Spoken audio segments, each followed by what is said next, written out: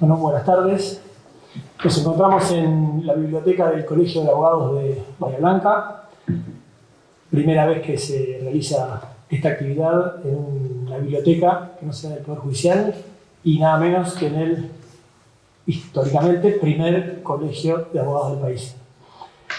El tema que convoca hoy a esta jornada de diálogos es responsabilidad del Estado, y quienes van a dialogar es el doctor Daniel Fernando Soria, ministro de la Suprema Corte de Justicia de la Provincia de Buenos Aires, y el doctor Iván Budassi, abogado local y profesor titular de Derecho Administrativo 1 de la Universidad Nacional del Sur. Bueno, doctores. Pues empezamos agradeciendo que me hayan permitido participar de esta actividad. Consulté con el responsable de la organización y me aprobó. A la sesión de la razón me costó un poco aprobar, pero al fin y al cabo estoy. Muchas gracias en serio al Colegio de Bahía Blanca, que el recinto ministro nos alberga, y vamos a realizar un diálogo con Iván Budassi sobre un tema que significa una demora institucional importante, que es la falta de una regulación de la responsabilidad del Estado en la provincia de Buenos Aires. En torno a este tema, dejaría anticipados algunos lineamientos para reflexionar. En primer lugar, ha habido un desencuentro, por así decirlo, o una falta de diálogo, o un trabajo en paralelo entre administrativistas y civilistas.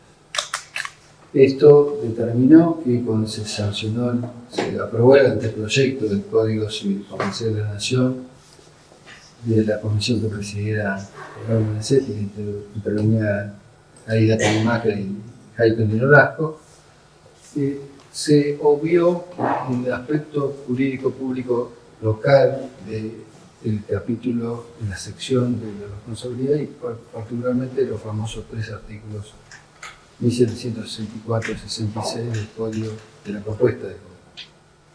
Luego esos artículos fueron extirpados en el proceso de elaboración del proyecto que se remitió y en el tránsito a la aprobación del Código Civil Comercial alumbró lo que está implícito en el retiro de esos 3 artículos, que era la Ley de Responsabilidad del Estado Nacional.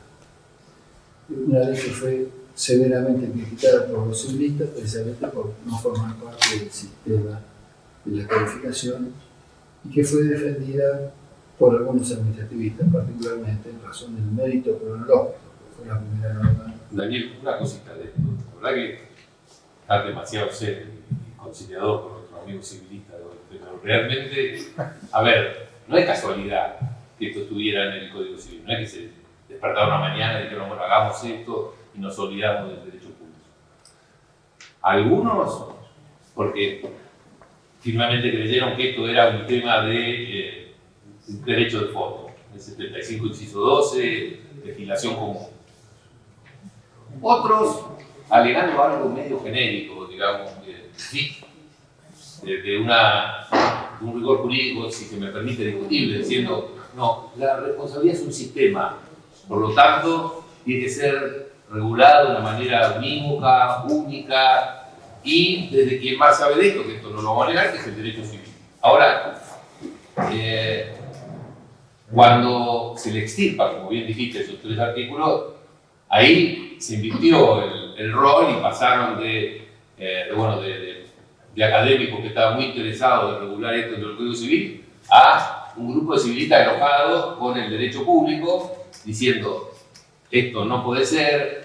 Se empezó con esta idea de la irresponsabilidad del Estado, que tanto por sacarlo del Código Civil como por la nueva ley, lo que se quería hacer era consagrar la irresponsabilidad del Estado.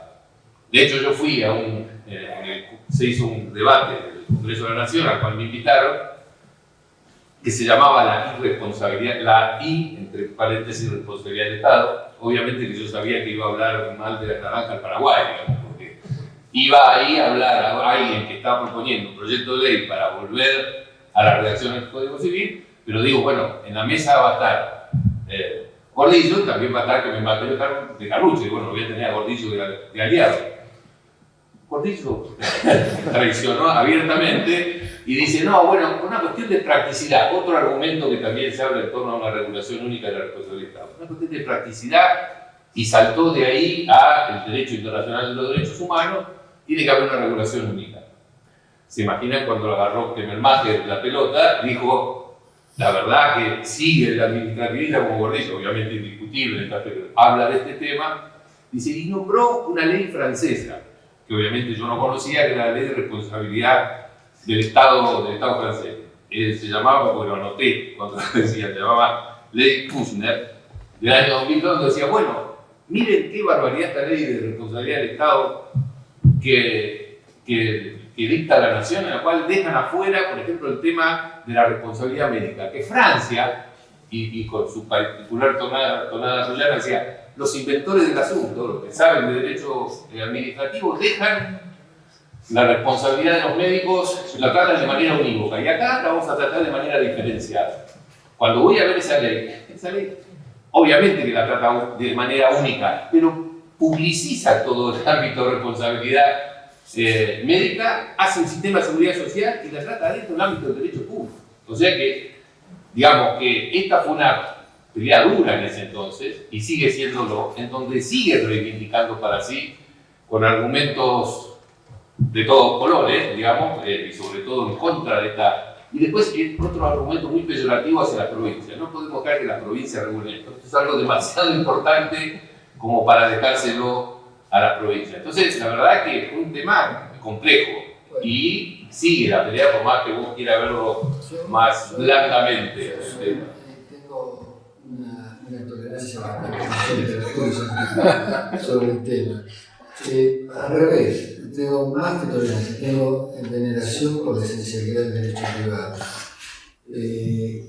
¿Por qué? Porque nadie puede discutir que el tronco de las instituciones que estamos examinando pertenece al derecho privado.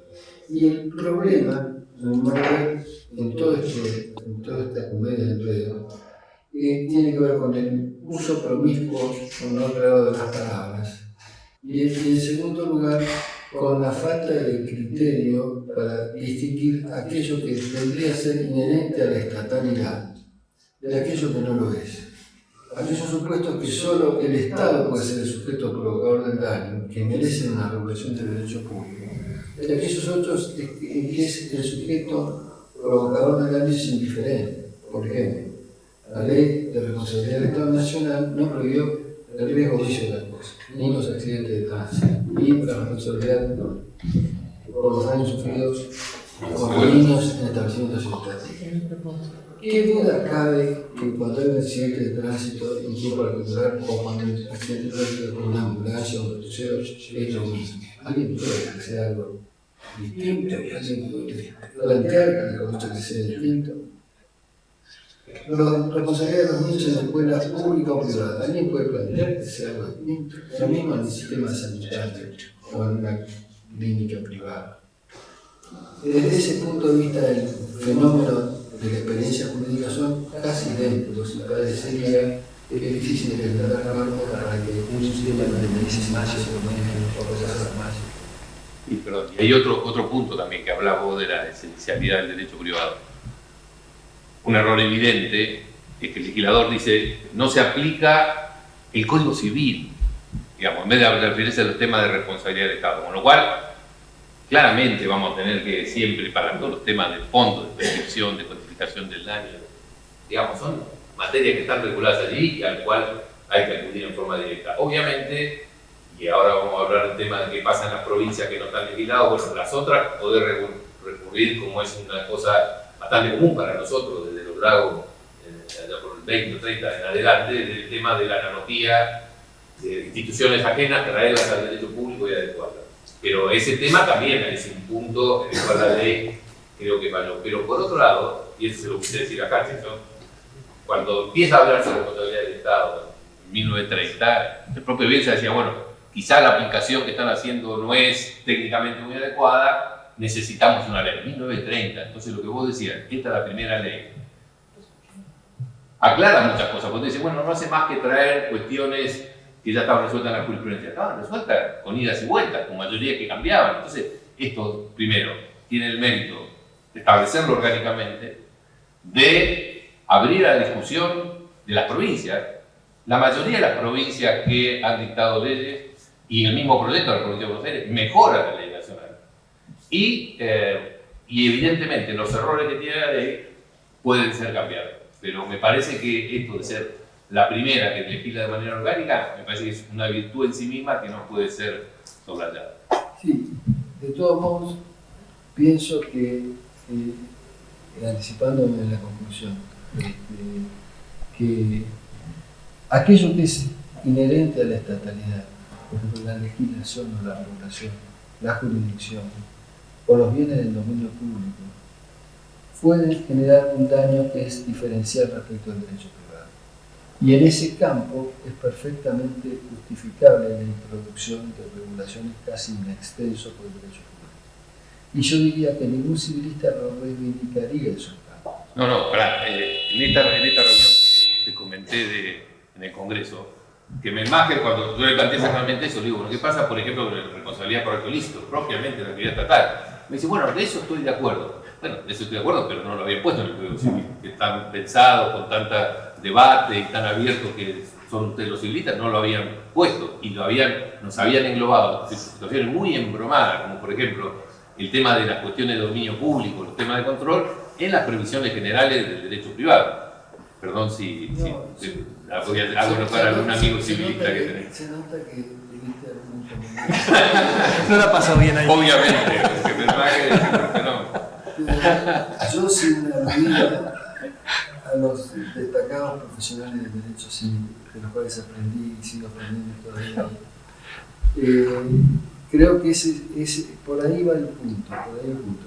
Y respecto a los argumentos, se dan argumentos para regularlo esto en mano única del derecho privado, se dan argumentos para regularlo en mano única del derecho público. Yo creo que los hay buenos y malos en ambos bandos, por así decirlo. Los civilistas los podríamos calificar los sistemáticos uniformadores. ¿Cómo se llama civilista? Yo soy sistemático uniformador. Y los administrativistas, los entusiastas descentralizadores. Bueno, ¿qué dicen los sistemáticos uniformadores? Que exactamente la responsabilidad que es un sistema, el derecho de daño es un sistema, que es difícil desgajar el concepto de daño en dos rubros que significan distintos para el derecho público y para el derecho privado, que la fuerza mayor, la solidaridad, la responsabilidad insólita, el nexo causal, deberían tener un patrón unívoco de inteligibilidad, de lo contrario el sistema puede ser igualizado a la enésima potencia. Y en esto hay algo de razón. Perdón, un segundo, Daniel. A ver, pueden tener razón de que es útil, ahora que esto sea legal, es otra cosa. Claro que es útil tener un sistema y bueno, que rija para todo el país y que los libros sean los mismos y que no tengamos que analizar provincia por provincia. Pero parece que está flojito el papel. El tema justamente tiene que ver con la matriz federal del Estado compuesto. Ellos, en el afán uniformador, avanzan. Los codificadores y el derecho común en general. No solo en el derecho de la responsabilidad del Estado, en materia de normas procesales, el Código Civil Comercial tiene una gran cantidad de normas procesales. Por ejemplo, en materia de derecho de familia, regula principios, regula organización, dice que los órganos deben estar auxiliados por un gabinete interdisciplinario, en fin, normas de cierto detalle. Y nadie duda que la jurisdicción y la elección procesal en materia reservada por las provincias no delegadas. Nadie duda que hay que interpretar en la duda a favor del delegante, no del delegado. Que los poderes de las provincias son indefinidos y genéricos, y los de las provincias son definidos y específicos, los de la nación son definidos y específicos. Nadie duda de eso. Pero la jurisprudencia de la Corte, a partir del caso de Bernabé Correa, del año 26, estableció un estándar muy generoso de descentralización o de desprovincialización, cuando dijo que el Congreso puede disponer las normas procesales que sean necesarias para dar efectividad a las instituciones de derecho material que regula la legislación de fondo. Esa jurisprudencia no ha cambiado y sobre esa base se ha montado buena parte de la organización del derecho privado. Es decir, que va a haber que sacar las pequeñas hojas más duras para llegar al corazón de la alcachofa, o sacar de las cajas chinas la más grande para llegar a la pequeña y descubrir la llave que nos permita deslindar los campos contra el criminal. ¿Qué se dice en el derecho público para sostener? Para un cachito para atrás, Sí. ya que está hablando del Código Civil. El Código Civil está bien que tiene alguna norma de derecho público, es decir, bueno, empezar a desglosar. Cuando habla de las características del dominio público, de las personas públicas, bueno, pero está bien, no es que no puede tener, tiene que ser totalmente aséptico, no contaminado y no tener ninguna otra cosa. Ahora, pretender avanzar sobre un tema clásico del derecho administrativo, ¿no? Hay que 121, 122, 123 de la Constitución parece claro en estos puntos. Y aparte que hace 100 años que estamos hablando de temas distributivos de responsabilidad en las leyes de servidumbre, en las leyes de expropiación, en las leyes de contrato, que la dictan todas las provincias y nadie se rasgó la vestidura. Ahora venimos a descubrir de que eso está mal.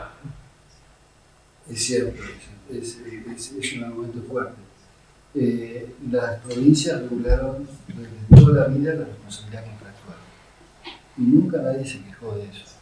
En parte porque algunas regulaciones locales eran más beneficiosas para los contratistas que, por ejemplo, las regulaciones del Código Civil respecto de los contratos particulares.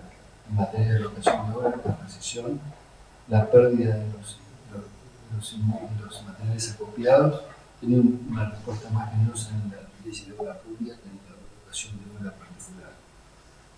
Pero también es cierto que en el año 2006 la Corte dictó el presidente Barreto y dejó de considerar causa civil los conflictos de la responsabilidad del Estado.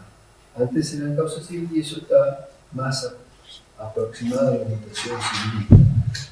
Ahora, Barreto quiere decir que terminó la cuestión y que para la Corte significa la inviolabilidad de toda regulación fondal, toda regulación de derechos comunes de esta materia. No, porque en Barreto también permea la contradicción que hay en esta materia, que es una contradicción todavía necesitada de crecimiento. Porque Barreto dice que el hecho de que para resolver un caso como el que se estaba viviendo en ese supuesto, que era una falta de servicio por accionar policial, haya que acudir a la aplicación de las normas del derecho privado del Código Civil, no significa un óbice para la jurisprudencia que se está sentando, porque, dice, esas normas representan manifestaciones del principio general del derecho. Es decir, que la Corte consideró que el Código Civil es un receptáculo de principios generales de derechos. Y de esa forma, es también una vía para la refederalización de instituciones. Sí, pero es un poco tenue. A lo que dice lo que dice. A ver, recordemos ese caso. Una nenita muere por el accionar de un policía. Entonces, no es simplemente el arma, 1113 Código Civil, una riesgosa de la propiedad del Estado provincial. Como Tino, el abogado planteó que había determinadas reglamentaciones que incumplió el policía, que empezó a tirar a lo loco para evitar el robo de un auto y mató a una nena. Entonces, bueno, hay reglamentos policiales que son reglamentos de derecho público provincial. Por lo tanto, por más que yo analógicamente tenga que recurrir a las normas de fondo o del Código Civil, el análisis del tema reglamentario de derecho público provincial vaya a las provincias. Está bien que también lo hizo para sacarse causa de encima, y lo aclara específicamente, porque no quería seguir tratando esos temas menores, la Corte que está en esta política de tratar de sacarse cosas de encima con justo motivo, y que después en otra causa, millones, recuerdo los temas de responsabilidad de los concesionarios, donde dice que es derecho común, cuando la verdad que pareciera que ya estaba, de los concesionarios de servicio público, donde pareciera ya establecido que es causa de derecho local, o no de derecho común al menos. Bueno, pero en Barreto yo creo que hay una clásica atribución de, bueno, esto vaya a la provincia. Pero bueno, hay muchos otros en los cuales la Corte no es consecuente consigo misma. Estoy de acuerdo en ese aspecto, que se federalizan muchas veces casos que son locales. Hoy tenemos una vacancia, tenemos las normas del Código Civil, más bien dicen lo que dicen, que es lo que dicen, esta materia se regula por la norma local. Y la provincia de Buenos Aires no tiene establecido ni institucionalidad en esa materia. Y hay diferentes modelos que han recogido de una manera más o menos fidedigna el formato de la ley de la en ese sentido, a mí me parece que es la oportunidad para que la comunidad jurídica de la provincia de Buenos Aires empiece a estudiar, de ser posible, base cero, el problema y regular integralmente la institución. Porque la responsabilidad del Estado, como decíamos el otro día que estábamos hablando con Martín, no solo se ocupa de las cuestiones estrictamente institucionales, de las figuras clásicas de la responsabilidad patrimonial, sino también tiene que ver con la respuesta que dé el Estado respecto del cumplimiento de la sentencia, respecto de las medidas cautelares. Es decir, dado que el Estado provincial es el mismo que regula la formalización procesal de las pretensiones, no estaría mal pensar en un sistema que trascienda las instituciones finalmente materiales y avance eventualmente sobre una adecuación de esas relaciones de los sectores y otras instituciones, como por ejemplo la reclamación en vía administrativa de daños estandarizados, procedimientos que eventualmente sin necesidad de patrocinio de Estado obligatorio. Esto se puede borrar de la elección. Acá no. Acá en el colegio no. Que sean gratuitos, que sean como ocurre con las indemnizaciones preparadas por los residentes, de los políticos que están a cargo de los centros reguladores, o las inundaciones en el régimen de la ciudad de Buenos Aires, en fin. Bueno, pero déjame retroceder un cachito. Entonces, yo creo que hay un punto interesante, porque ante la personalidad de quienes lo dicen y ante los fuegos artificiales que tiran con ejemplos muy efectistas, como el tema del nene que va a un colegio privado o a un colegio público, o del quien te choca una ambulancia privada o una ambulancia pública, la solución es clara y las provincias la están buscando. O sea que eso por un lado. Y creo que incluso dentro del régimen nuevo federal pueden encontrarse en la falta de servicio, cubrir algunas de estas falencias o inequidades que pueden darse en esto, que son cuestiones que casi claman al cielo. Pero por otro lado, no podemos hablar que la ley nueva es de irresponsabilidad del Estado. La ley federal nueva no, porque es del año 2015. Entonces, este punto me parece importante. Legislación unificada, recoge mal que mal la jurisprudencia tradicional de la Corte y nos da un régimen, aquello que reclamaba Bielsa desde los 30.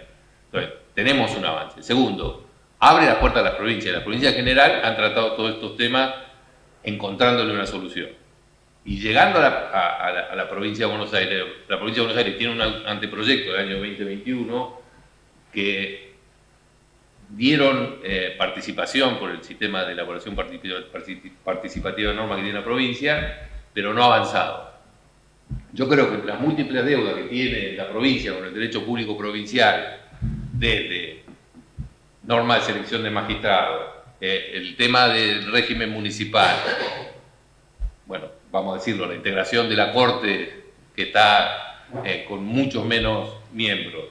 Creo que el tema de responsabilidad del Estado es un tema técnico y un tema en el cual hay que ponerse a trabajar. Los otros tienen condimentos políticos, y a mí me tocó estar haciendo trabajo legislador, son muy difíciles de avanzar, pero creo que y el Colegio de Abogados aquí tiene una tarea, hay que abrir la puerta de la discusión.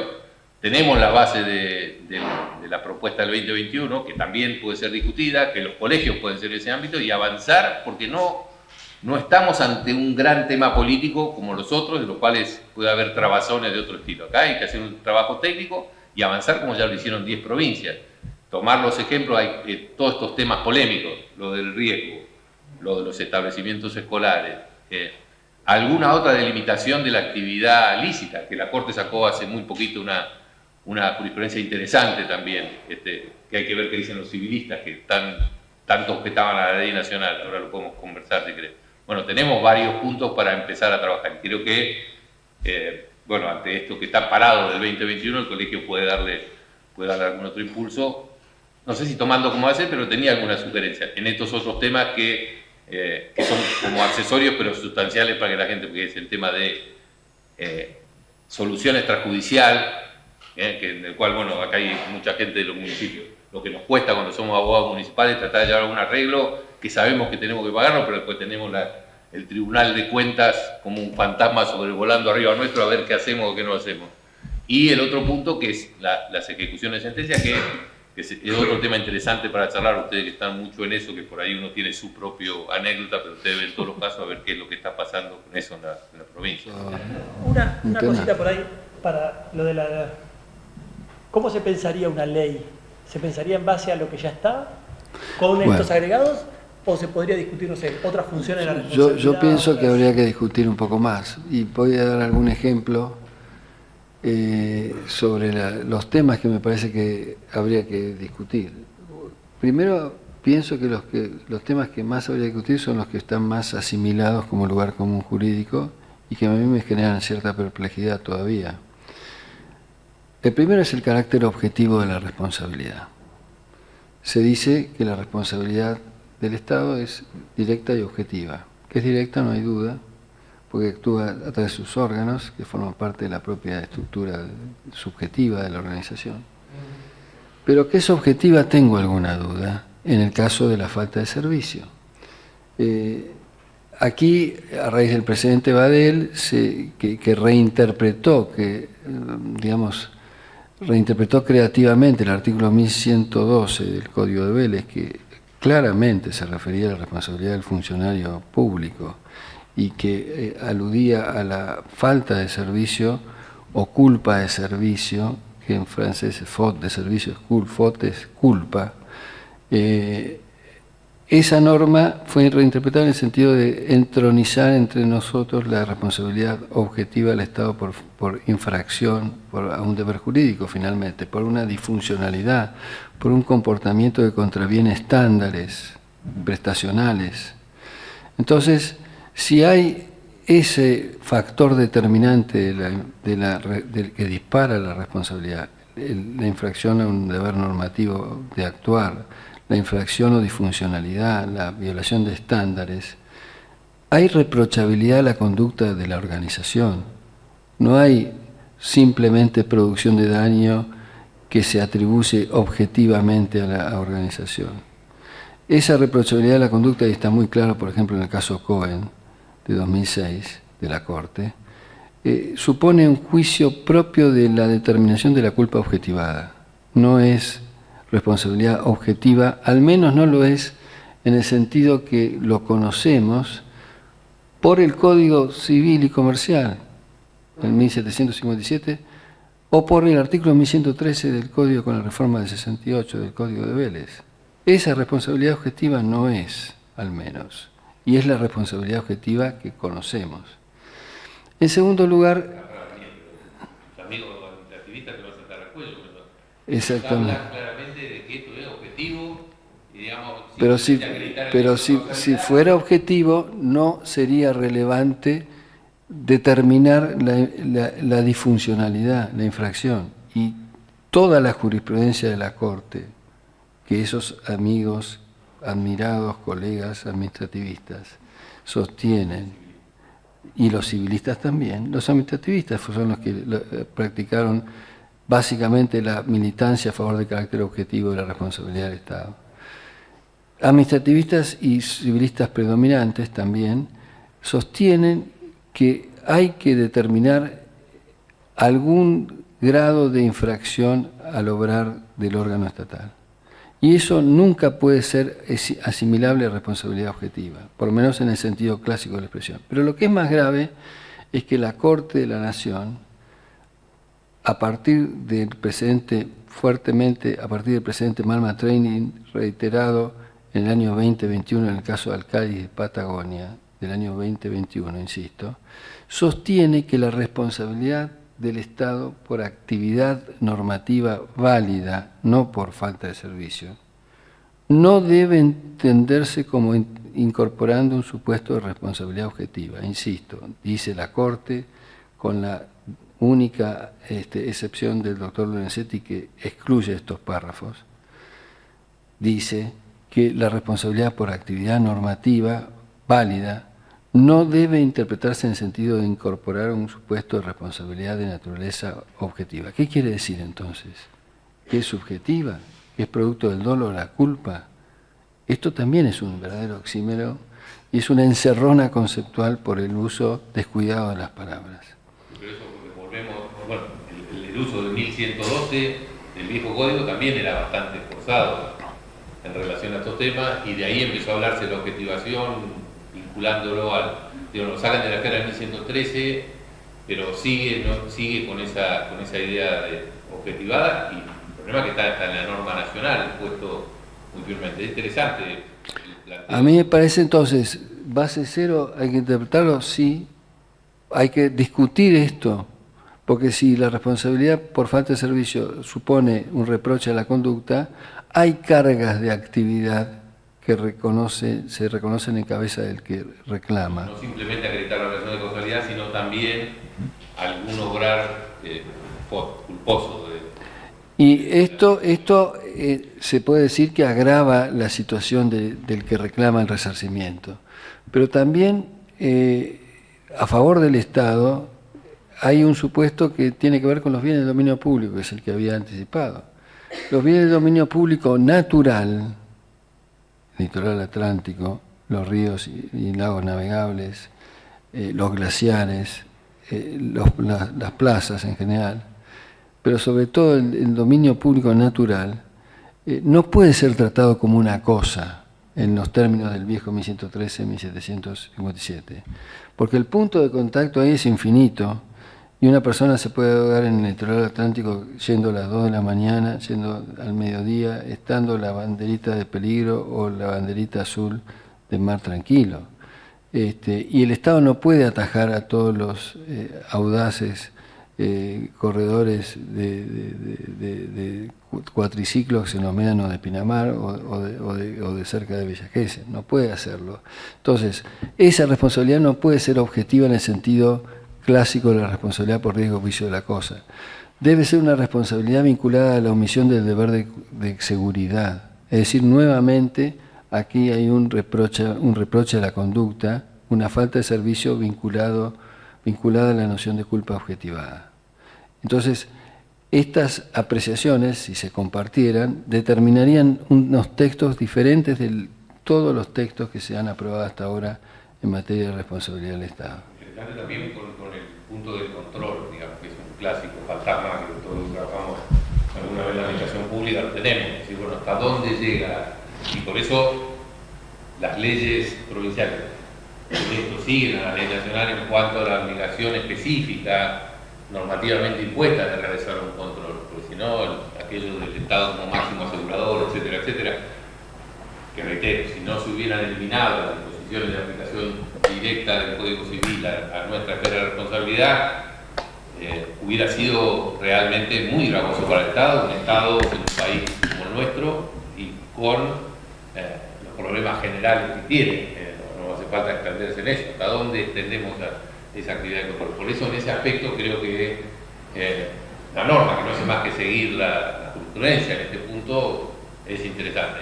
Y aparte, también para lo que, digamos, siempre hay que encontrar, siempre hay un reglamento en el que impone alguna conducta, así como al policía que tiró de manera alocada y que mató a esta pobre nena, siempre hay algo que impone alguna conducta. Entonces habrá que buscar ese, creo que era Taneo que lo llamaba derecho invisible, porque es imposible de encontrar y está allí oculto, pero siempre hay un reglamento que impone alguna regla de conducta. Entonces tampoco es tan gravoso como se rasga la vestidura a los civilistas en cuanto a esta obligación de responder por la omisión, sí, cuando está normativamente impuesta. Entonces creo que las dos cosas se vinculan. Después un aspecto novedoso que incluye, por lo menos expresamente, que antes no lo incluía expresamente, sí, algunos lo inferían de los textos, el Código Civil y Comercial, en el artículo 1757, la responsabilidad objetiva es la responsabilidad por actividad riesgosa o peligrosa. Este es un tema que también requerirá ver hasta cuánto se puede trasvasar al derecho público de ese concepto.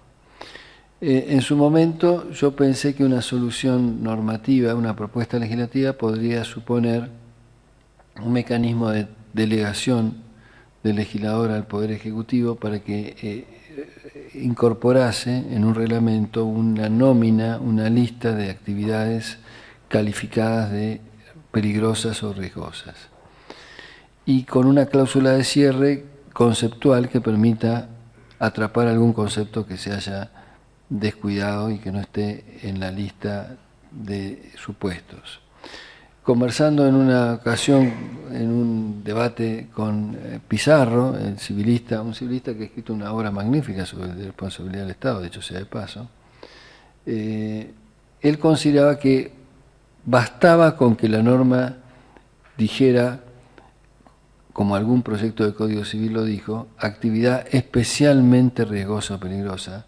Bastaba con esa incorporación adverbial para resolver el tema. A mí me parece que con eso no alcanza, porque yo recuerdo un caso que tuvimos en la Corte, se consideró por uno de los colegas actividad riesgosa o peligrosa, la instrucción del programa educativo de la maestra al frente de un grado. Puede ser que haya algunos establecimientos que signifiquen eso, pero permitir que el juez interprete que cualquier cosa potencialmente puede ser riesgosa o peligrosa tratándose del Estado, nos puede generar una situación de incertidumbre en cuanto al pasivo contingente, a la masa de indemnizaciones que se está reclamando por distintos tipos de motivos. Me parece que eso hay que encapsularlo en algún plano de objetivación que permita saldar la cuestión, es decir, incorporar la figura de la actividad riesgosa o peligrosa, pero no dejarla absolutamente abierta para que el Hércules de la mundanidad, que es el juez que prevé el Código Civil y Comercial, también avance rompiendo todas las barreras fiscales en el campo del derecho público. Sería algo así como las tareas insalubres, digamos, del Ministerio de Trabajo. Algo así como las tareas insalubres o como cierto tipo de actividades también consideradas riesgosas. Obviamente una central nuclear, en fin, hay actividades que uno imagina que pueden generar riesgos altísimos y bueno, habrá que establecer responsabilidades. Y otro punto que me parece que habría que pensarlo, no arriesgo opinión definitiva sobre esto, viene dado por lo siguiente: en general cuando hay responsabilidad objetiva, hay tarifación. Están bastante vinculadas unas con otras, sobre todo en los sistemas de derecho comparado, y no veo razón por la cual hay que tener tanta desconfianza en la tarifación. La tarifación bien hecha no deja de racionalizar costos, en fin, permitir previsiones. Y en el campo de la salud pública, probablemente, seguro, tarifación y mecanismo de responsabilidad objetiva puedan funcionar en algunos aspectos y en otros, obviamente, la responsabilidad subjetiva. La ley francesa que mencionaba, que tiene todo un sistema de aseguramiento obligatorio con tarifación. Lo que pasa es que, bueno, tenemos antecedentes de la Corte vinculado a la posibilidad de accionar por derecho común, etcétera, etcétera, que pareciera que, bueno, que es un gran tema hablar de tarifación. Me va a decir que el Código Aeronáutico hace 1000 años que está Sí. Y nadie se preocupa, pero bueno, pero estoy totalmente de acuerdo. Tiene como una contracara, bueno, te doy beneficio de carga de prueba y por otro lado te lo establezco. Y es súper interesante el tema francés que me hizo estudiar Kemmermacher, porque también dice, bueno, estamos ante un problema de salud.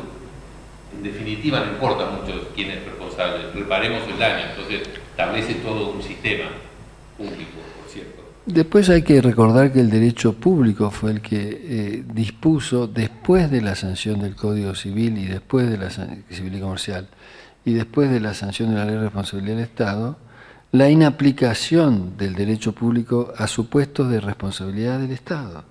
Esto lo hizo en la Ley de los Contratos de Propiedad Público-Privada y lo hizo recientemente en la Ley de Bases, donde excluye el régimen de derecho público y dice que se aplica el derecho privado. Es decir, la versatilidad son mecanismos premium de responsabilidad, por así decirlo. Son mecanismos que están fundados en la idea de que hay que proveer de seguridad jurídica para la inversión y que hay que proveer, por eso hay un panel de control, no hay inspección, por eso hay jurisdicción arbitral o directamente estatal y bajo ley extranjera en algunos casos. Pero bueno, eso existe desde hace muchos años. Nosotros estamos hablando acá de un producto telúrico, doméstico, para el hombre de carne y hueso, para la pequeña y mediana empresa. A eso se dedica la justicia. Por eso la justicia no es elitista, sino es manifestación del pueblo, en el sentido tradicionalmente político de la expresión. quienes escapan de la justicia son aquellos bonistas, fondos de inversión, que litigan directamente ante tribunales extranjeros, porque el Estado Nacional, por distintas razones, ha tenido que ceder la soberanía litigiosa, o los inversores que están alcanzados por sistemas de protección recíproca, que van al CIADI o a otros mecanismos arbitrales. El trabajador, el pequeño y mediano comerciante o empresario, no tiene más remedio que acudir a los tribunales que tenemos nosotros y que estamos tratando de mejorarlo todos los días. Y a eso se referirá esta legislación. Hablaste de doble carga. Hay un tema interesante que creo que esto también, algo que nosotros repensemos por ahí algunos paradigmas de reparación en el campo de la actividad lícita también. Porque bueno, ahí la ley nacional es bastante cerrada, en el sentido que bueno, no se admite el lucro cesante, y creo que las provincias han ido avanzando en algo razonable. Hablar por una parte de los daños físicos, en donde, bueno, en este caso se producen lesiones a las personas en su integridad física. Se le da cierto margen para que la prudencia judicial, si tal cosa existiera, de una indemnización, pero también hay un punto que por ahí, el ejemplo del que tiene un negocio del bombero. El ejemplo del bombero ese que yo no lo había pensado, pero es interesante, sí. Que va más allá del tema físico. Claro. Se sostiene como regla de oro entre los administrativistas. Yo cada vez estoy menos vinculado al derecho administrativo. Estoy emancipándome después de tanto. Me di cuenta tarde. Hay un ejemplo que yo siempre doy para descalificar la idea que excluye la responsabilidad integral o el reconocimiento del lucro cesante en los casos de actividad válida del Estado. Y es un caso en el que en un comercio, en Pinamar en enero, o en Mar del Plata en enero, es decir, en plena temporada, una renta, un alquiler importante, un valor importante, el comercio funciona y se produce un incendio en la planta alta. Los bomberos tienen que acceder para salvar a un niño que está quejándose, llorando en la planta alta, ingresan por el comercio, la única vía de ingreso que tienen, rompen todo el comercio y salvan al niño. Es evidentemente una actividad válida. Ahora, ¿a ese comerciante no se le va a indemnizar el lucro cesante y el daño emergente?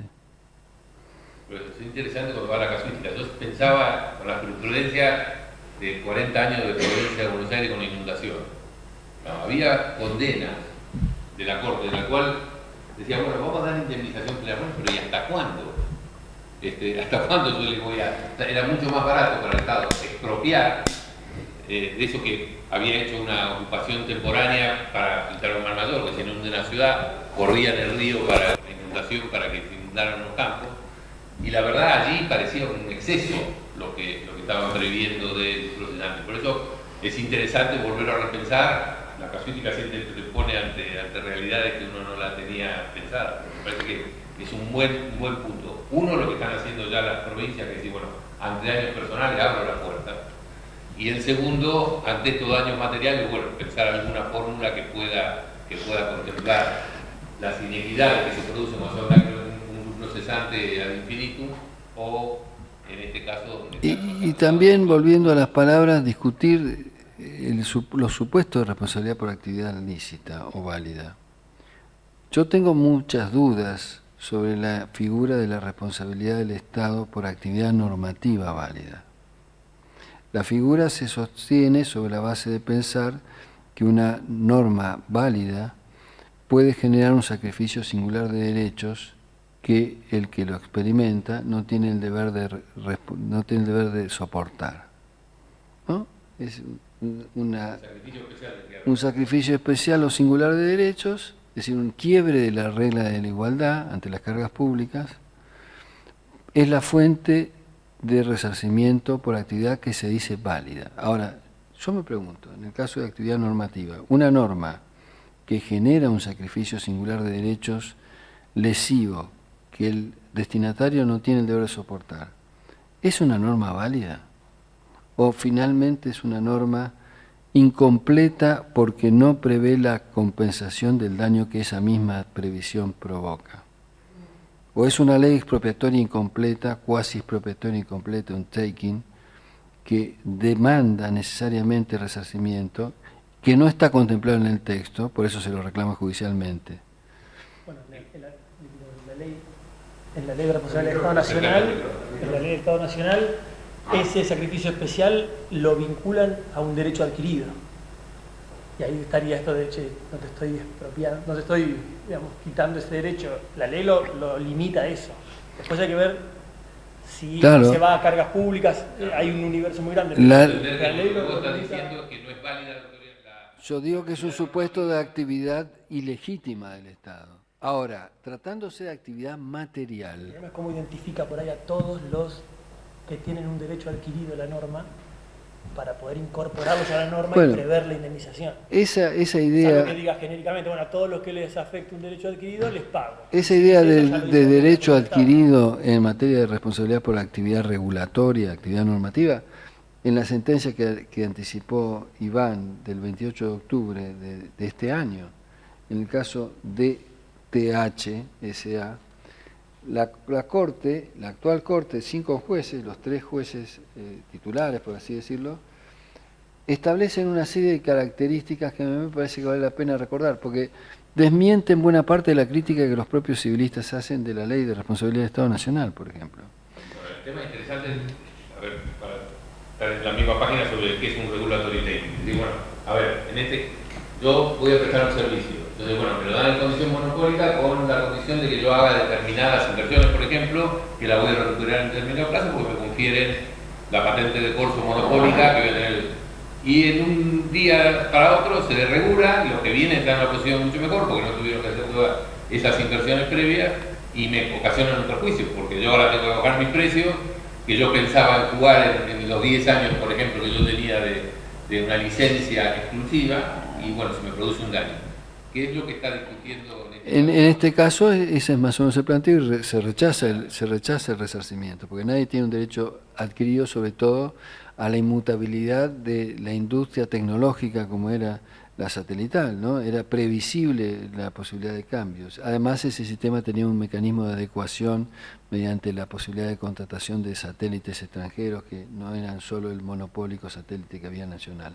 Pero en este caso, entre las características que se da para configurar la responsabilidad por actividad normativa válida, se exige, por ejemplo, un nexo causal directo, inmediato y exclusivo.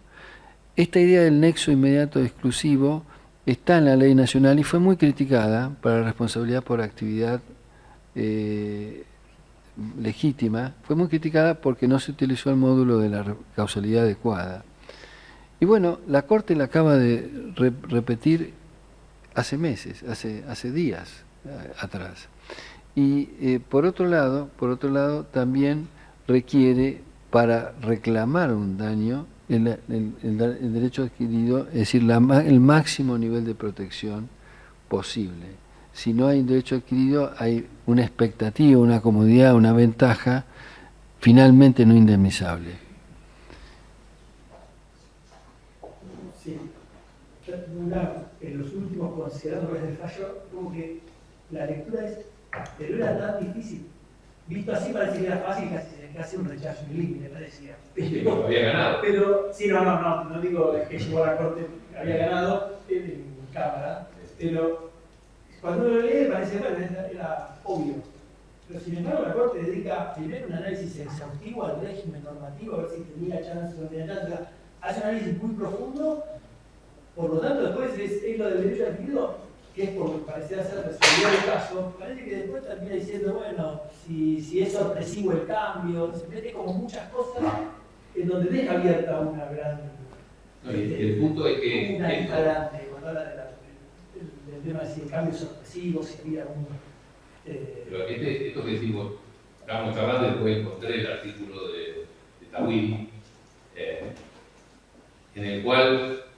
bueno, todos miramos siempre a la legislación española como que es muy amplia en cuanto a la objetivización del daño, pero lo que te da por un lado te lo quita por la acreditación del nexo de causalidad, en donde habla de la exclusividad, la jurisprudencia española, y por otro lado, en el caso de Ledesma, que se ve ve la pluma de esta huila ahí de la Corte que fue de los años 80, era un tema muy parecido, en el cual decía, bueno, el régimen del azúcar es de hoy ganás y mañana perdés. Entonces, bueno, a veces te obligo a que exportes para que entre en divisa la pérdida, pero te mantengo un mercado interno sobrevaluado a precios internacionales. Entonces, bueno, dicen, la dura y la madura, tenés que ver a todo como un régimen integral y tenés que acreditar de otra manera el nexo de causalidad. Entonces, ahí porque si no, no se podría legislar, por eso parece interesante. Sí, el otro gran tema, saldadas todas estas dudas, si se pueden saldar,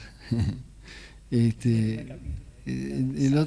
otro gran tema es si es válido que todas las provincias tengan su, comillas, libre albedrío regulatorio, o si se las puede dejar a la suerte de su fiscalidad y de ellas puede depender ni más ni menos que el resarcimiento de daños a las personas. Entonces, si hay que establecer algún mecanismo como los equivalentes a los de la solidaridad territorial que existían para dar fondos de cohesión territorial y evitar las grandes desigualdades territoriales o materiales, si esto es posible en materia de daños, o si habrá que jugar la suerte completa a la disminución de la indemnizabilidad como criterio de parificación. Hutchinson insistía siempre en eso. Bueno, a ver, no es lo mismo la patita del perro pequinés de Ciudad de Buenos Aires, que se lesiona en la calle, donde tienen, eso lo digo yo, no sé, la pata del perro pequinés, el ejemplo de Hutchinson, pero tienen niveles de per cápita de ingreso igual a Bélgica, que los de otras provincias del interior del país. ¿Puedo yo poner en riesgo la fiscalidad en este punto? No es sabia la Constitución, en este punto, al decir, bueno, las cosas que inciden en la vida de los estados locales, que lo regulen los estados locales. Hay mucho prejuicio, obviamente, en relación a este punto, y también tampoco que la Corte tiene derecha como tronco de parra, la visión que tiene en relación a las atribuciones del gobierno local. Incluso, ¿cuántas veces la Corte lo ha tenido, la Corte Provincial no ha existido? Y finalmente se recuerda que Fitzrosa es el que dice que, bueno, el nacimiento de las obligaciones, o lo sustancial de las obligaciones, lo tienen que establecer los códigos de fondo. Cuando crean una obligación tributaria, por ejemplo, más derecho público local, que eso no existe. Bueno, y las modulaciones, ¿qué pasa con los temas de prescripción en esta normativa? Es otro punto interesante para charlar. A mí me parece que, a ver, tiene, más allá de ser un tema legal, tiene su sabiduría implícita este punto. Así, bueno, que miremos las realidades locales, que claramente son muy diferentes en todo el país, con legislaciones que se adecuan a la realidad local. Si hay una cuestión de razonabilidad, acá hasta ahora nuestro sistema rezarse más a aquellos que no están amparados por el sistema interamericano de derechos humanos, por ejemplo los alcanzados por los contratos de PPP y los contratos de las concesiones reguladas por la ley de bases, y las personas de carne y hueso que sufren daño, que son las personas humanas, los únicos legitimados a invocar el sistema de protección interamericana, están sujetos a los vaivenes restrictivos de la indemnizabilidad. Es una verdadera paradoja del sistema. Díez Picasso decía que, Díez Picasso, uno de los célebres civilistas españoles, decía que el tema de la responsabilidad del Estado es suficientemente delicado como para aprenderlo en los delicados mimbres del derecho privado. Pero también es cierto que no puede haber una huida del derecho privado en el sentido de desatenderse a instituciones trascendentes y muy bien trabajadas por décadas por una masa crítica que es altamente valorable, una doctrina respaldada en jurisprudencia, desde Gianvías a Zanoni, Borda, etcétera, que han trabajado todos y cada uno de los institutos del derecho privado y de la responsabilidad por daño. No podemos ser tan presuntuosos para inaugurar un capítulo entero de una disciplina jurídica que tributa a antiguas prácticas, antiguas enseñanzas. Entonces, tenemos que manejarnos con nuestras propias particularidades. Y una de las claves es esta, el balance de indemnizabilidad, si se tolera distintos tipos de indemnizabilidades, así como se puede tolerar distintos tipos de normas procesales. Y si el ajuste también está en cuánto pago y por qué respondo, ¿no? Se puede tener un doble vara de ajuste. Pero, por ejemplo, lo local podría estar subsanado con los medios que dispone la actividad o el servicio. En el concepto de falta de servicio, podría tener un anclaje local, que dispone para ver si responde. Pero ahí no se está viendo el alcance de cuánto se va a pagar, sino si se va a considerar que hay falta o que no hay servicio. Sí, esto me hace acordar a la política sanitaria. Los municipios huyen de los hospitales públicos, ¿no? Tratan de patear los hospitales públicos para arriba. San Isidro tiene un hospital público modelo. Florencio Varela difícilmente, Bahía Blanca también, Florencio Varela difícilmente puede aspirar a eso. Y la talla poblacional de los municipios no es el único dato. Entonces, esos son los problemas de la diversidad territorial y finalmente del federalismo. Pero podríamos escuchar las opiniones de la platea, ¿no? Preguntas, reflexiones, yo puedo pasar el micrófono para que... No, hay micrófono. ¿Qué provincias ya han dictado una ley específica sobre la responsabilidad? ¿Hay alguna? 10. 10. Ciudad de Buenos Aires, Mendoza, creo que son las que más... Chubut, las patagónicas todas, son Sí, casi no, todas. pero digo, esas son las que más han innovado. Sí, la ley de Mendocina, en lo particular, creo Tiene un que... poco de más, pero tiene demasiado florido el lenguaje, pero sí tiene, es más, la que más ha buscado adecuarse a la crítica de la ley nacional. Y hay 10 provincias, y la nuestra del 2021 está ahí dando vuelta a un proyecto.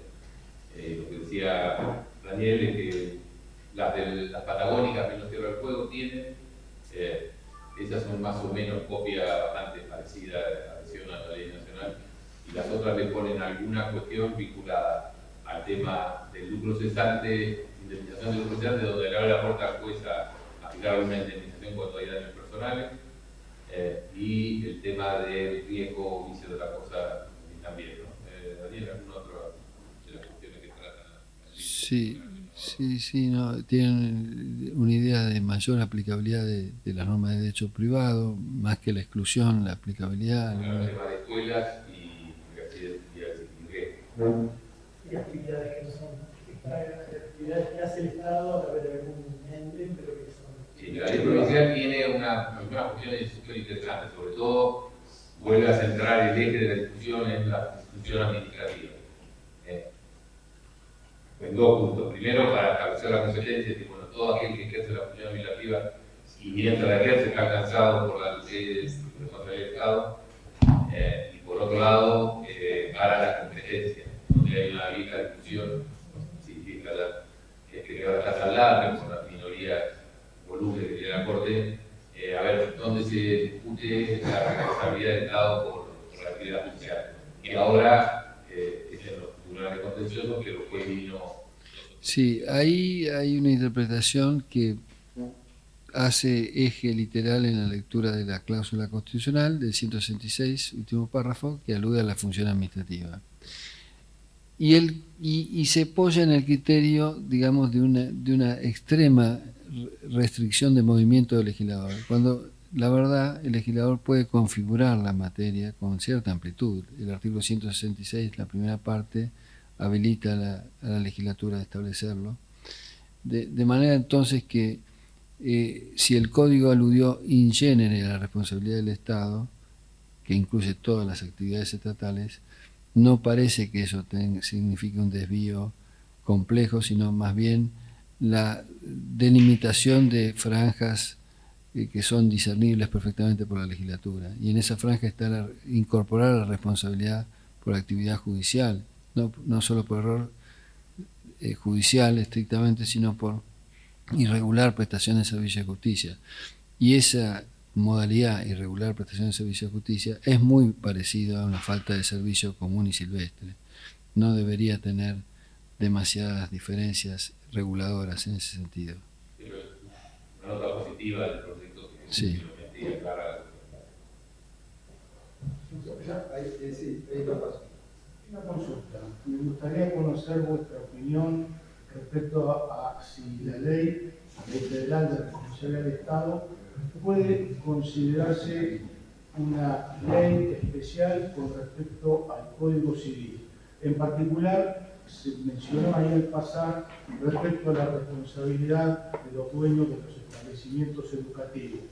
Quedan muy pocos, el poder de la nación, pero son, digamos, los de las universidades nacionales que los han mantenido. Tenemos el Colegio Nacional acá, lo seguimos llamando así, pero obviamente han pasado desde los 90 a las órbitas de la provincia.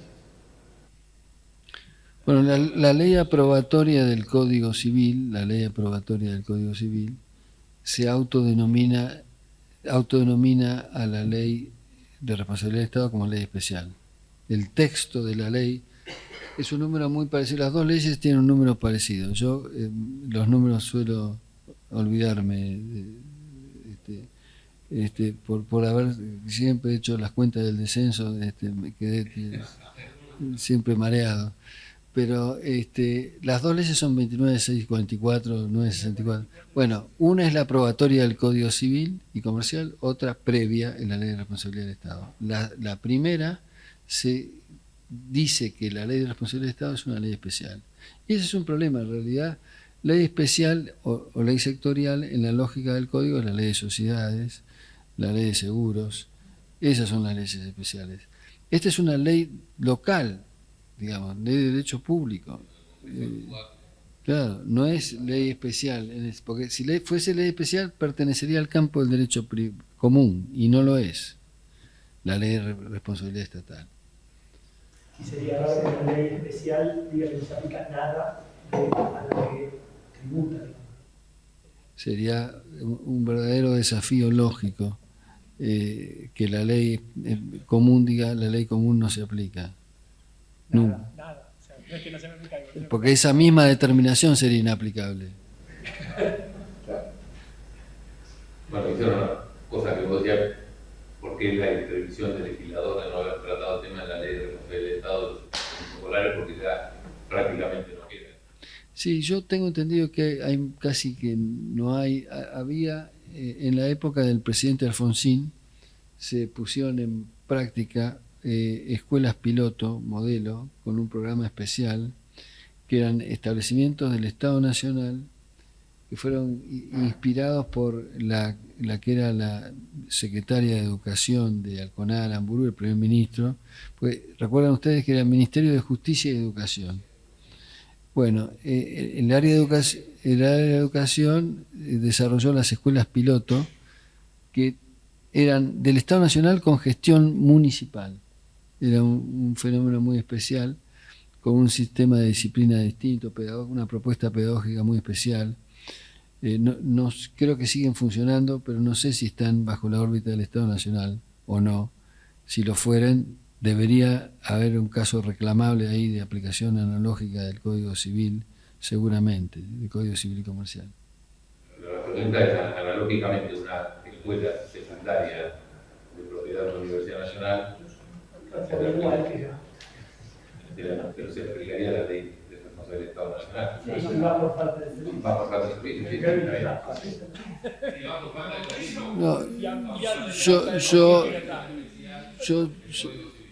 Yo ahí tendría alguna duda. Yo creo que en responsabilidad de los menores en establecimientos escolares, puedan ser sus personas, su salud, deberían tener un umbral de protección el más alto posible todos. Por eso, pero ahí es donde ves la naturaleza de la actividad, o sea, ahí donde desarrollando la falta de servicio y los parámetros listo, se responde. Y para mí no sería falta de servicio, porque hay responsabilidad objetiva que solo es saldada, superada por el caso fortuito. En cambio, en la responsabilidad por falta de servicio, yo pienso que hay que acreditar la infracción al deber de seguridad, o en todo caso el deber comprometido, que es un plus de actividad que no le requeriría a los representantes de los niños. Perdón, porque el Código Civil nos dice que los daños que los alumnos causaren a otros es responsabilidad del establecimiento, del dueño del establecimiento.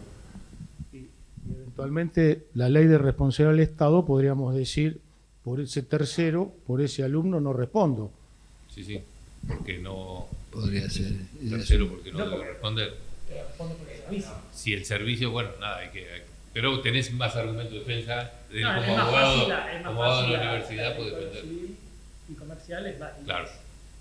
Tal cual. Aparte, incluso ni siquiera es caso por fuerza mayor. Me parece que es, no sé, no me acuerdo la redacción exacta, pero es una redacción aún un plus que va más allá del caso fortuito fuerza mayor. Perdón, solamente eso y no hecho de la víctima. Solo caso fortuito. Solo caso fortuito. Entonces es un plus. Cuando la ley de responsabilidad del Estado da los dos. No, una consulta simple. ¿Cómo resuelven el tema de la prescripción o cómo se resuelven en las provincias la cuestión relativa a la prescripción de la acción? Bueno, ahí hay ¿Por dos dónde hay dos ¿por dónde temas cierran? interesantes. Bueno, uno, el más grueso, digamos. Si uno va a... Las provincias le ponen plazo de prescripción de 3 años idéntico al de Nación. Ahora bien, las lecturas de Filcrosa, que vos las has tenido que hacer a diario, digamos, con todo lo que están resolviendo por ese tema y porque mantenés tu disidencia, a pesar de lo que dice la Corte de Nación, pero Filcrosa pareciera decir que en esos plazos el piso mínimo lo fija la legislación nacional y aquí le seguiría cuando no habría mayores problemas. Otro planteo interpretativo que plantea la doctora Monti, que Laura era originariamente de la provincia de Buenos Aires, pero ahora está centralista a full en su carácter de procurador del Tesoro, también dice un tema súper interesante, que es cuándo empieza a correr la prescripción para el caso, por ejemplo, de impugnación de una ley constitucional o un acto administrativo ilegítimo. La norma, sin decir que se suspende el plazo de prescripción, dice se podrá iniciar una vez declarada la nulidad del acto, la inconstitucionalidad de la norma. Ahora, la lectura general que hace el Perrino y que podemos hacer la mayoría, u otros autores, dice, bueno, esto implica que podés esperar a que se termine la acción y recién entonces nacería la acción resarcitoria, por lo tanto no prescribiría. Monti dice que no, dice que, bueno, tenés que hacerla dentro del plazo de prescripción, por más que no esté, lo puede ser en simultáneo, obviamente, que eso nadie te lo impide, pero si la tenés que hacer, la tenés que promover aún antes de que se declare la inconstitucionalidad de la ley o la ilegalidad del acto administrativo, lo cual es complejo técnicamente, pero dice, bueno, acá no habla de suspensión. Así que bueno, esos dos puntos. Perdón, porque ahora la ley base modificó eso, claro, y pone desde la sentencia firme claro, de nulidad de acto. No, por eso. Hay que ver por qué no modificó la ley de responsabilidad del Estado y hay que ver cómo se interpreta. Súper interesante el tema, sí. No, hay otra historia que hace la ley base también, que tiene que ver con el alcance de la responsabilidad por actividad lícita o ilícita, tiene que ver con la revocación por oportunidad, mérito y conveniencia. Pero ya no tiene que ver acá con derecho provincial, por eso quería específicamente consultar eso y cómo ordenarías la casuística como para determinar cuáles son los casos de falta de servicio que propuso el doctor Soria recién como sugerible para realizar una legislación al respecto en la provincia de Buenos Aires. Yo volvería un minuto al tema de la prescripción. Creo que en estos casos yo sería muy práctico, regularía de la misma manera los plazos para que no haya ningún problema con los del Código Civil y Comercial. ¿Eligiendo o fijándolo? Da igual, yo remitiría lisa y llanamente. Remitiría al 1113, actual 1757, con el aditamento especial de los bienes de dominio público natural, remitiría en el régimen de establecimientos educativos, remitiría con algún aditamento especial en el listado ese que estoy mencionando a la actividad riesgosa o peligrosa. Pero en el caso de la prescripción de Filcrosa, ¿por qué se sigue sosteniendo en algunos casos, y yo particularmente porque sigo sosteniendo la tesis contraria a la jurisprudencia de la Corte que fue reiterada en el caso de Volkswagen? Porque me parece que hay que insistir para evitar un error. la verdad, no es que sea opinable el problema de Fincrosa, con el respeto que me merece la opinión de Petraki, que fue uno de los que votaron Fincrosa en su momento. Es que, fíjense ustedes, la Corte descalifica normas provinciales tributarias y al mismo tiempo no descalifica esas mismas normas tributarias del Estado federal. El dies aquo de muchos tributos se establecen de la misma manera en la Ley 11.683 que en los códigos fiscales locales. Los primeros nunca fueron rozados por una advertencia de inconstitucionalidad, los segundos fueron descalificados con la doctrina Fincrosa. Eso no está bien. Eso no está bien. Y hay que insistir con la necesidad de remediar ese error. El problema de Fincrosa es que debió haber descalificado el plazo de la Municipalidad de Avellaneda por excesivo, por irrazonable, porque era de 10 años a 5. Y en lugar de resolver esa cuestión casuísticamente, tranquilamente, se envolvió en una dialéctica dogmática propia del conceptualismo, que alude a la potestad de regular las relaciones jurídicas, el nacimiento y la extinción. Y ahí me parece que ese fue, como dice T.S. Eliot, en el comienzo está el final. Ese fue el arranque equívoco de una doctrina que no puede superar esta crítica de la dualidad de trato del Estado fiscal federal versus los estados fiscales locales. No, pero me hace acordar a tu amigo Pizarro, digamos, cuando él habla de digamos, una cosa rara, como que la normativa nacional debe establecer como hablando en términos ambientales, los parámetros mínimos de la legislación sobre los cuales puede subirse para mejorar las provincias, cosa que no está en ninguna parte de la Constitución, por un lado, y que por otro lado no cierra en relación a estos puntos. Sí, yo en algún momento pensé que ese tipo de razonamiento es parecido al que hizo la Corte en el caso Berbisky 1, en el 2005. Sí. En Berbisky 1 descalifica la legislación en materia de libertad, de libertades durante el proceso, de escarcelaciones, de prisión preventiva, etcétera, de la legislación local de la provincia de Buenos Aires, comparándola con la legislación nacional. Pero creo que ahí lo compara, pero con un margen, hablando de margen de razonabilidad, que sí, es para hacer equivalencia medio afín, y dice, bueno, comparo con algo. Para hacer una descalificación blanda como hizo, porque no neutralizó las normas, sino simplemente mandó a adecuarlas, pero adecuarlas a los parámetros de la ley nacional tomada como cartabón, como modelo. Esa idea, desde el punto de vista del reparto clásico de competencias, no es correcta.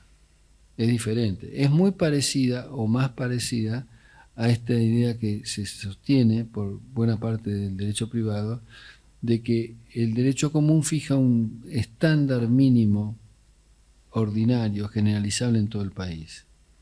Y esta es una idea bastante seductora, que el federalismo tiene que buscarle algún mecanismo de equivalente seducción. Probablemente por algún sistema de redistribución de recursos, en fin, no sé, algo parecido a una eficiente coparticipación, digamos, cosa que no tenemos.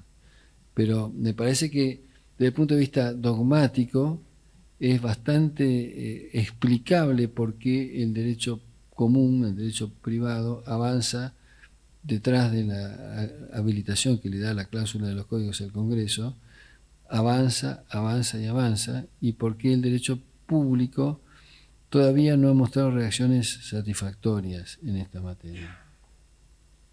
Es un problema de los especialistas en derecho público. Y habrá que ver cómo interpreta la Corte respecto de la prescripción en tributos, el artículo del Código Civil y Comercial que dice que esto es regulación local. Ahora, Wagen era sobre tributo viejo.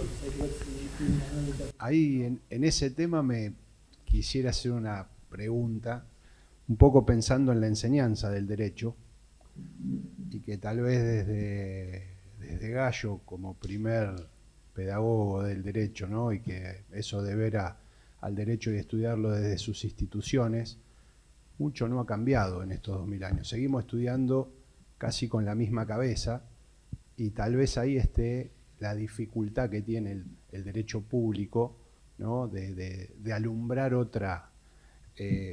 otro lugar, porque hasta nos roban los conceptos. Si uno parte que el derecho común es el otro, y hay alguna dificultad. Y eso uno lo nota en la enseñanza, ¿no? Digo, a mí me ha tocado ver todos los planes de estudio, ¿no? de las carreras de abogacía de Argentina, y todas van en el mismo sentido. Es difícil encontrar alguna facultad que plantee el lugar del Estado, del derecho público, con otro recorrido, para decirlo de alguna manera. Y me parece que ahí también está un poco la derrota, ¿no? En la formación y en cómo se enseña el derecho. Sí, cuando llegan a finales de tercer año sin haber pensado Claro. en derecho público prácticamente, porque bueno, constitucional es como muy estructural, pero la cocina, que es el derecho, te llega tarde, digamos, cuando ya tu cabeza, como si vos estás formateada del lado del derecho privado. Súper interesante el planteo. Sí, hay una, digamos, subestimación del derecho público, sobre todo una gran subestimación del derecho local. Si uno ve la bibliografía en cualquier escaparate de una librería en Europa, va a encontrar con una gran cantidad de trabajos, gran cantidad, un 20% del campo del derecho público, por ejemplo, del derecho urbanístico o del derecho local. Y aquí se lo denominaba en algunas facultades publiquito, pero no cariñosamente. No.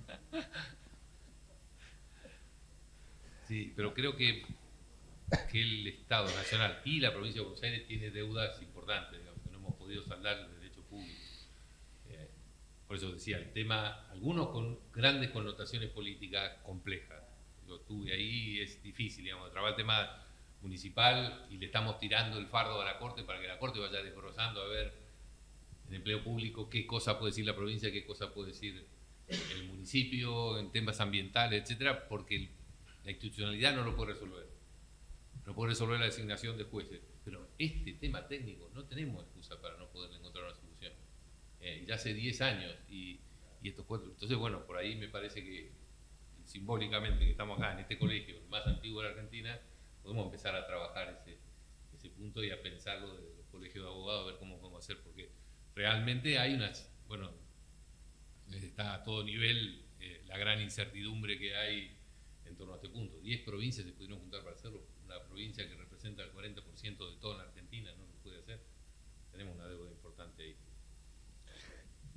Perdón, hay una pregunta que me gustaría hacer y que voy a tratar de ser claro para explicarme y aprovechando a los expositores. En esta ciudad hemos tenido en los últimos 2 años, bueno, al menos dos terribles. Los últimos 2 años. Nos falta nieve y un terremoto y estamos completos. No la invoquemos.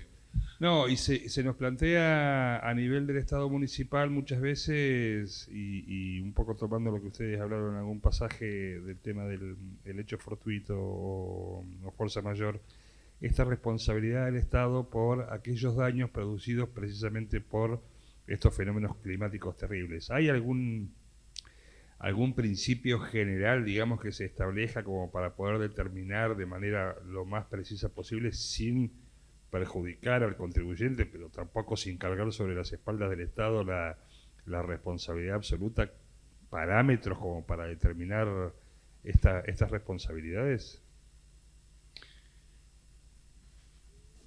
Es un tema difícil. En muchas áreas, la evolución que han tenido las instituciones ha sido de pasar de regímenes de subsidios o subvenciones o prestaciones puntuales aprobadas por leyes especiales a luego transformarse en supuestos de reparación estructuradas como mecanismos más normales, más corrientes.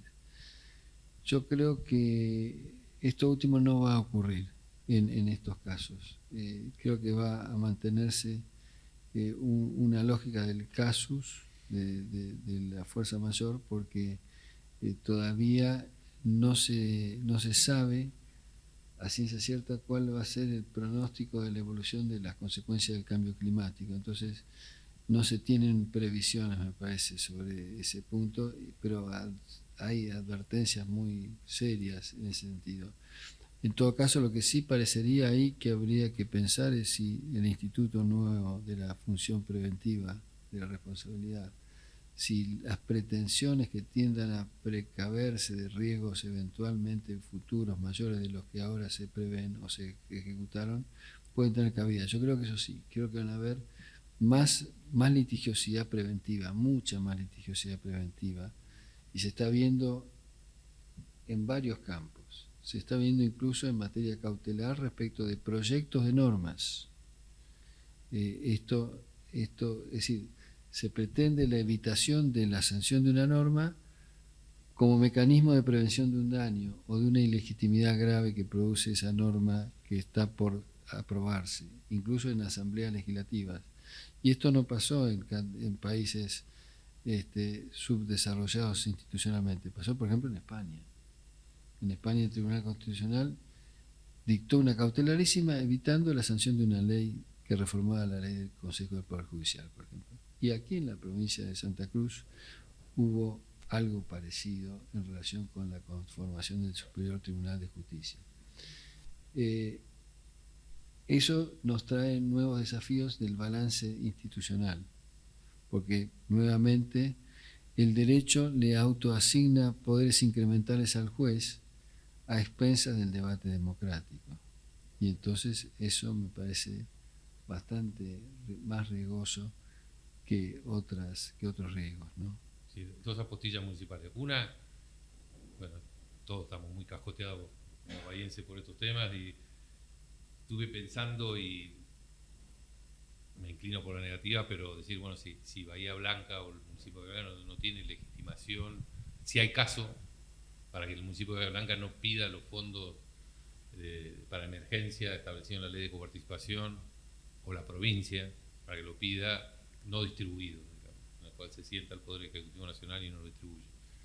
Segundo punto, que omitimos decir en la conversación, que hay un punto interesante también en la ley que dice, en el proyecto de ley provincial, con el cual estoy de acuerdo, no lo charlamos Daniel, pero que es que los municipios también estarían alcanzados por la ley provincial, lo cual parece razonable, siendo que los márgenes de autonomía lo tiene que fijar la legislatura provincial, no parece irrazonable que pida una ley uniforme para la provincia.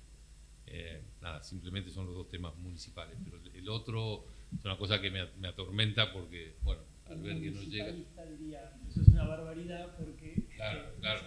depende de qué parte de la esfera te plantes. Sí, pero... ¿Te gusta que sea nacional? No, me gusta que sea provincial. No, che, a mí me gusta no, que pero sea una cosa, digamos, y escuchando a Daniel, a Iván, digamos, que me pasa un poco como a Walter, de estar pensando todo el día en el municipio, entonces la silueta municipal condiciona algunas cosas. Lo que le pasa en la diaria al municipio funciona con una ley del año 1958, que es la Ley Orgánica Municipal, que se parece más al siglo XIX que al XXI, que en el 58 ni siquiera estaba la televisión en color.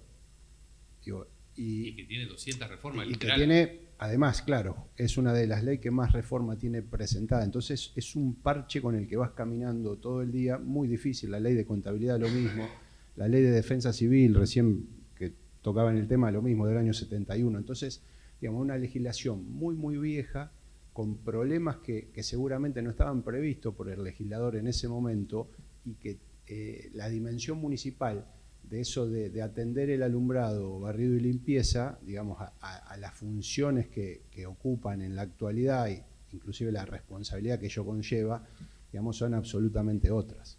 Sí, pero es un déficit democrático muy grande que le estemos tirando muerto al Poder Judicial. Ese es creo que el problema más serio. Lo está agarrando porque lo tiene que agarrar, porque bueno, a algún punto ya, como dice el Municipalidad de San Isidro, hace 30, 25 en aquel momento. En el momento de 25 años que la Constitución Nacional te dice, che, y el régimen municipal no hace nada, bueno, vamos a empezar.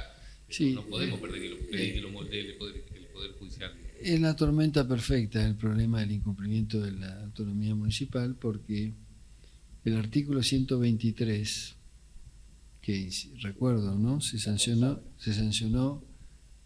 semanas antes de que la Convención Constituyente de La Plata tratara el tema del régimen municipal. En la Convención Constituyente de La Plata, los temas estaban por el reglamento prefijados en cuanto al día que se debían tratar y el horario.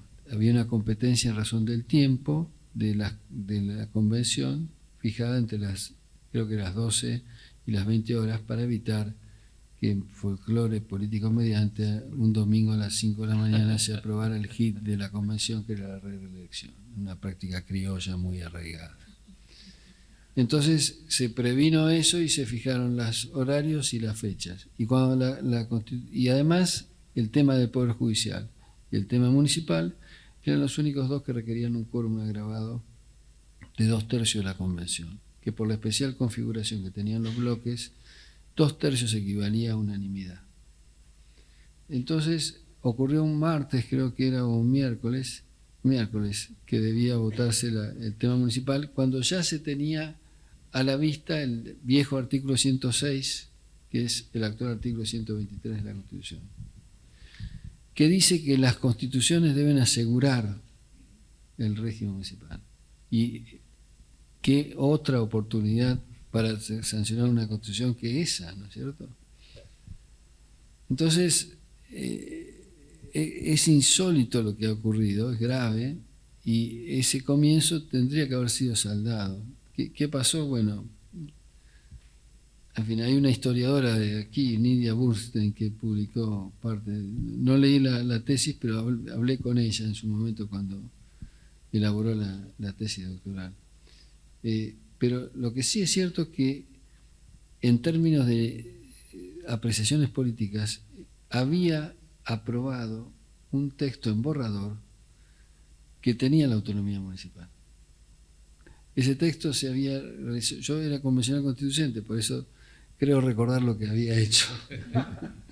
Ese texto se había elaborado in extremis un día antes para tratar de ver si era posible que se votara la autonomía municipal. Era prácticamente, con pocas modificaciones, el texto de la Constitución de Córdoba de 1987, que establecía un régimen de autonomía bastante generoso. ¿Con categorías también? No tenía categorías, sino tenía ciertas licencias terminológicas para evitar que se creyera que era extremadamente de autonomía. Entonces, en lugar de carta, decía norma fundamental, pero era básicamente el régimen, un régimen de autonomía tradicional. Quien estaba muy interesado en esa reforma constitucional, como ustedes recuerdan, era el gobernador Duhalde, ¿no es cierto? Por obvias razones. A él se le sometió ese texto y él aprobó el texto según pareciera, y con un manuscrito modificó 2 artículos o 2 partes de artículos. El primero, uno que se refería a los enunciados de las competencias de los municipios, decía ejercer el poder de policía en materia de espectáculos públicos, etc. Y agregó, manuscrito, de conformidad con la legislación provincial en la materia, porque ya tenía presente la idea de la regulación de los horarios de los confiterías. Y la segunda norma que sugirió fue mantener la intervención legislativa para los empréstitos públicos de los municipios. Es decir, dos reformas bastante razonables, digamos. ¿Qué pasó? El día anterior a la votación de la reforma del régimen municipal, se votaron 2 temas que no estaban habilitados por la ley declarativa de la reforma. El primero, bajo la rúbrica nuevos derechos. La norma habilitante decía que la Convención podía sancionar o incorporar nuevos derechos. Se incorporó como nuevo derecho la prohibición de la privatización de la banca pública de los casinos, que de su lectura no parece considerarse un nuevo derecho.